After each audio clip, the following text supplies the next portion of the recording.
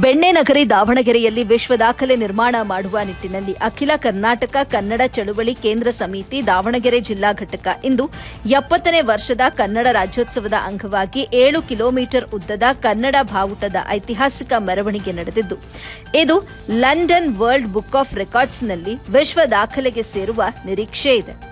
ಬಾವುಟವು ನಗರದ 7 ಪ್ರಮುಖ ವೃತ್ತಗಳನ್ನು ದಾಟುವ ಮೂಲಕ ವಿಶ್ವ ದಾಖಲೆ ಸೇರಲಿದೆ. 7 ಕಿಲೋಮೀಟರ್ ಉದ್ದದ ಕನ್ನಡ ಬಾವುಟದ ಐತಿಹಾಸಿಕ ಮೆರವಣಿಗೆ ನಡೆಸಲಾಯಿತು. 15,000 ವಿದ್ಯಾರ್ಥಿಗಳು ಸೇರಿದಂತೆ ಸಾವಿರಾರು ಜನರು ಭಾಗವಹಿಸಿದ್ದು, 7 ಕಿಲೋಮೀಟರ್ ಉದ್ದದ ಧ್ವಜವನ್ನು 20 ದಿನಗಳ ಕಾಲ ನಿರಂತರವಾಗಿ ಶ್ರಮವಹಿಸಿ ಸಿದ್ಧಪಡಿಸಿದ್ದಾರೆ.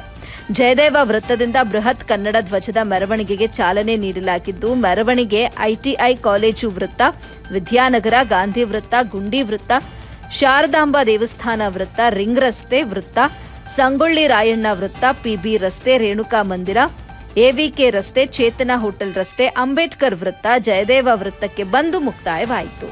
ಮೆರವಣಿಗೆಯಲ್ಲಿ ಬಾವುಟವನ್ನ ಹೊತ್ತೊಯ್ಯಲು 15,000ಕ್ಕೂ ಹೆಚ್ಚು ವಿದ್ಯಾರ್ಥಿಗಳು, ವಿವಿಧ ಸಂಘ ಸಂಸ್ಥೆಗಳ ಸದಸ್ಯರು ಭಾಗಿಯಾಗಿದ್ದರು.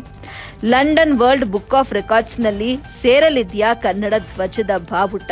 ಮುಂದೆ ವಿಶೇಷವಾಗಿ ಭುವನೇಶ್ವರಿ, ಇಮ್ಮಡಿ ಪುಲಕೇಶಿ, ಸಿದ್ದಗಂಗಾ ಮಠ, ಗಾಜಿನ ಮನೆ, ಸಂತೆಬೆನ್ನೂರು ಪುಷ್ಕರಣಿ, ಸಂತೆಬೆನ್ನೂರು ಜಿಲ್ಲೆಯ ನಿರ್ಮಾತೃ ಜೆಎಚ್ ಪಟೇಲ್ ರವರ ಸ್ತಬ್ಧ ಚಿತ್ರ ಸೇರಿದಂತೆ ಒಟ್ಟು 7 ಸ್ತಬ್ಧ ಚಿತ್ರ ಮೆರವಣಿಗೆ ಮೆರುಗು ನೀಡಿವೆ.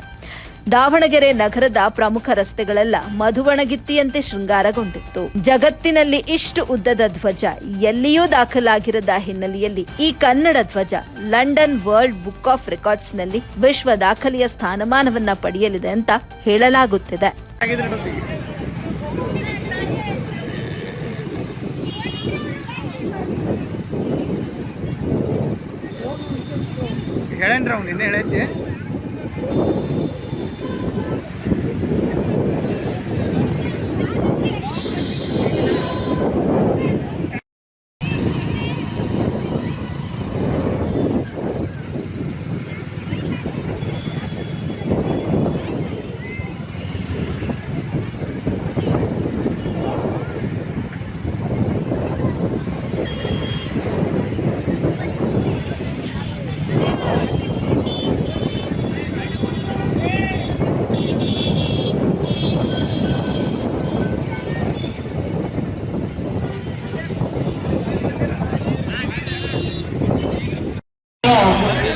ಆಸ್ಪತ್ರೆಯ ಉಳಿವನ್ನು ಉಳಿಸುವಂತ ನಿಟ್ಟಿನಲ್ಲಿ ಜನರ ಕುಂದುಕೊಡು ಲಾಭವನ್ನು ಕೂಡ ಈ ಕ್ಷಣಕ್ಕೆ ಸಾಕ್ಷಿ ಮಾಡಲಿದ್ದೇವೆ.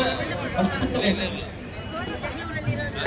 ಜಗಜ್ಯೋತಿ ನಮ್ಮ ನಾಡಿನ ಸಾಂಸ್ಕೃತಿಕ ನಾಯಕರಾಗಿದ್ದ ಬಸವಣ್ಣನವರ ಕೂಡ ಈ ಕ್ಷಣಕ್ಕೆ ಸಾಕ್ಷಿಯಾಗಿದೆ.